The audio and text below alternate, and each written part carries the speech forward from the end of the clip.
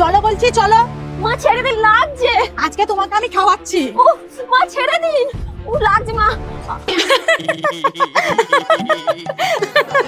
কি গো, এই রিলটা দেখো, তোমার খুব হাসি পাবে, দেখো। আগে রিলটা তো দেখি, তারপরে হাসি আসবে না আসবে না সেটা রিলের উপর নির্ভর করবে। শোনো, হাসি আসলেও ভালো, না আসলেও ভালো, কিন্তু মনে রাখবা হাসলে শরীর ভালো থাকে। এটা আমি বইয়ে অনেকবার পড়েছি। কিন্তু বইয়ে তো এটা লেখা ছিল না যে বউয়ের সাথে হাসলে শরীর বেশি ভালো থাকবে। চলো বলছি, চলো চলো বলছি। এই এলাকায় আমার আর মান সম্মান রাখলো না। কি হয়েছে মা? বৌমনিকে এভাবে ঘাট ধরে আনলা কেন? আর বলিস না, আমার হয়েছে কপাল, দুই বয়ে জ্বালা যন্ত্রণায় পুরো মরছি। তুমি কিছু করেছো? একটা ফুচকার দোকানে গিয়ে 110 টাকার ফুচকা খেয়ে বলছে দাদা অনলাইন হবে। এতে দোষের কি আছে?